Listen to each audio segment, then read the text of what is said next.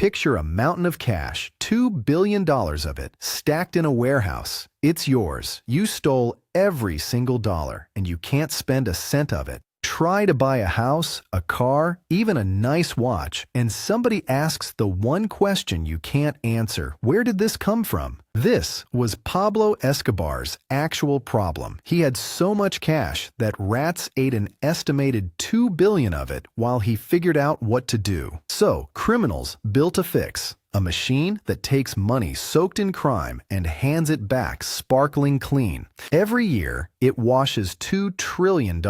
And by the end, you'll see who really pays to keep it running. Spoiler, it's you. So, let's start with a dumb, simple question. Why is stolen money any different from normal money? A $100 bill is a $100 bill, right? Here's the thing. Money leaves footprints. Every time a dollar moves through a bank, a card, a purchase, it quietly writes down where it went. Investigators don't really chase criminals. They chase the footprints. And dirty money has a tell. It appears out of nowhere with no story for how it got there. A school teacher who suddenly pays cash for a yacht is a school teacher with some explaining to do. So the whole game is to give the money a story, to take cash that screams, "I came from a crime," and turn it into money that yawns and says, "Relax, I'm just normal savings." That's the entire trick. It even has a name, money laundering, because it's taking something filthy and washing it until it looks clean. That whole machine runs in 3 stages. But before we get to stage 1, let's meet the machine itself. Meet the wash. Bring me your filthy money. I'll give it back so clean it forgets where it's been. Stage 1. There's a literal pile of physical cash, and it has to get into the bank without anyone blinking. This is the riskiest step because the cash is the evidence. Why not just walk it in? Because banks have to report any cash deposit over $10,000 straight to the government. Drop a duffel bag on the counter, and it's basically a postcard mailed to the FBI. And where did all this cash come from, sir?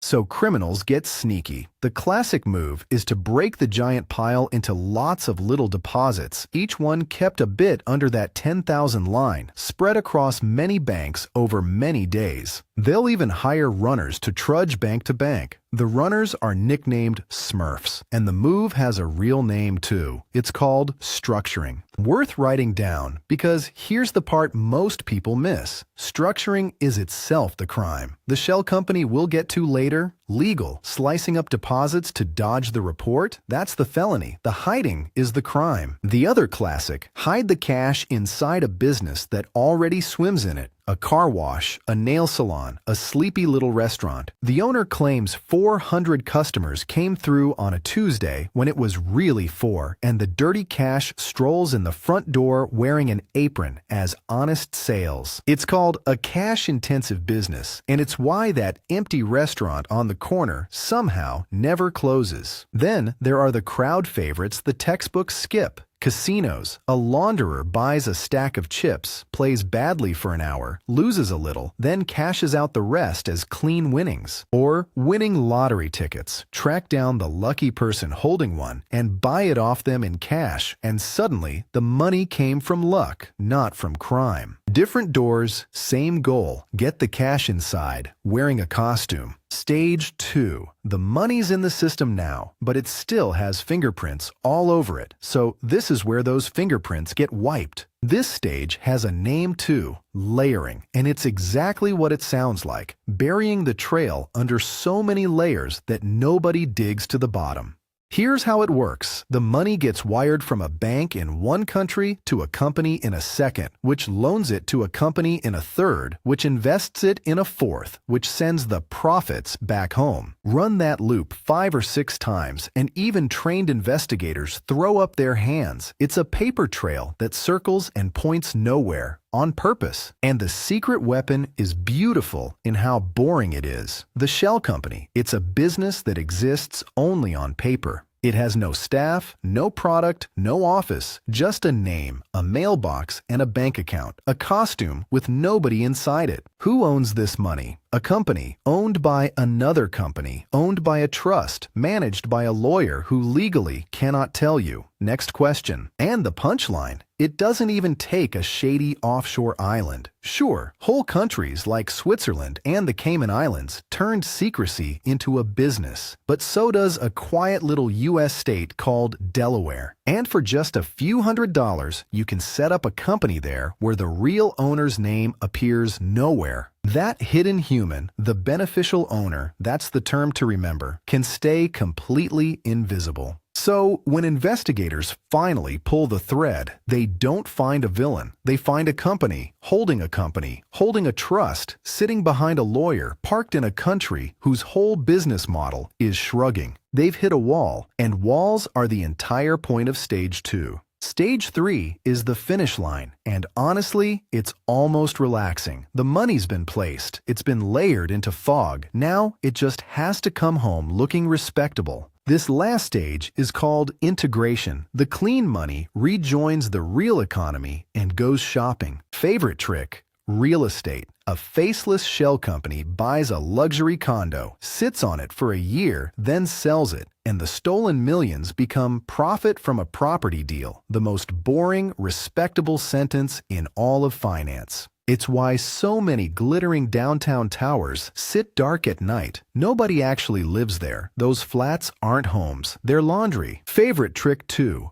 Art. A painting sells for $50 million. Was it worth $50 million? Who's to say? It's a splatter on a canvas. Nobody checks, and nobody asks where the money came from. Buy high, sell later, and the profit comes out squeaky clean. Plus, there's something pretty to hang on the wall while the clock runs. And that's the machine, end to end. Dirty cash goes in one side, gets placed, gets layered, gets integrated, and walks out the other side in a clean suit, whistling. 3 stages. Remember them because you'll never unsee them. Placement, layering, integration, the wash, the spin, the dry. Now, you might be thinking, sure, this is a cute little diagram, but does this really happen at the scale I keep claiming? Oh, it happens. So let me tell you a true story. The single biggest wash the world has ever caught. Picture a tiny bank branch in Estonia. It belonged to Danske Bank, the biggest bank in Denmark. But this was just one small back office branch, the kind with a sleepy little sign out front and barely a handful of staff. For about 8 years, an ocean of money came pouring through it. How big an ocean? Around $200 billion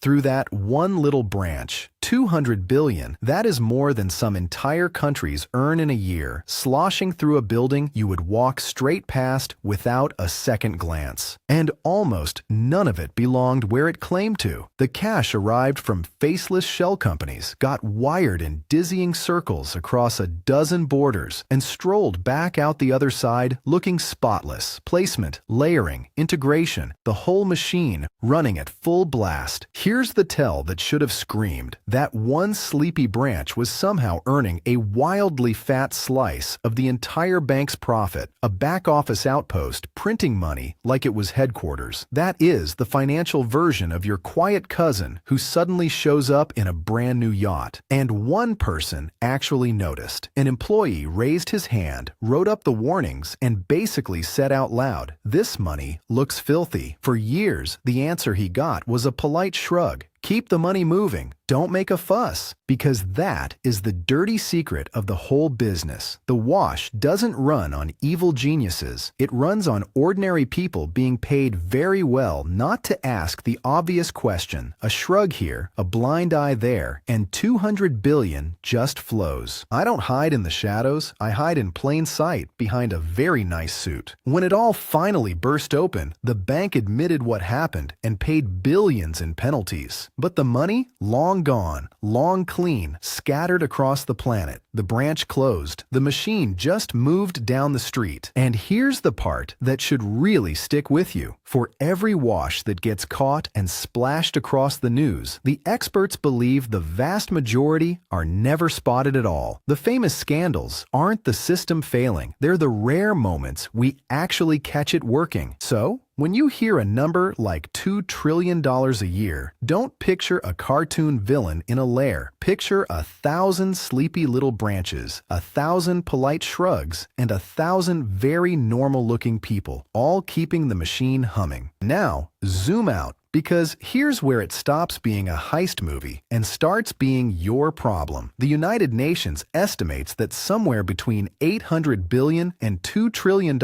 gets washed this way every single year. That's as much as 5% of all the money on Earth. And it doesn't move through back alleys. It moves through banks, law offices, and art galleries with marble floors. And remember the question I planted at the start. Who pays to keep the wash running? Here's your answer. When dirty billions pour into a city's apartments just to get cleaned, that money doesn't care what it costs. It bids 200 grand over asking and leaves the place empty. So every honest family trying to buy a home is now quietly bidding against a criminal who was never even planning to live there. So you pay. In rent you can't explain, in a starter home that somehow costs a fortune, in a skyline full of dark windows. The criminal's money got clean, but the cost didn't vanish. It just got quietly handed to you. That's the part nobody puts on the thumbnail. Laundering isn't a victimless magic trick. The dirt doesn't disappear. It just lands on whoever's standing closest to normal, and that's usually you. So, does anyone ever get caught? Sometimes, and it's usually not the clever part that sinks them. It's the boring part. Every bank has people whose entire job is sniffing for weird patterns. 100 deposits of exactly $9,900, and a quiet little form gets filed with the government.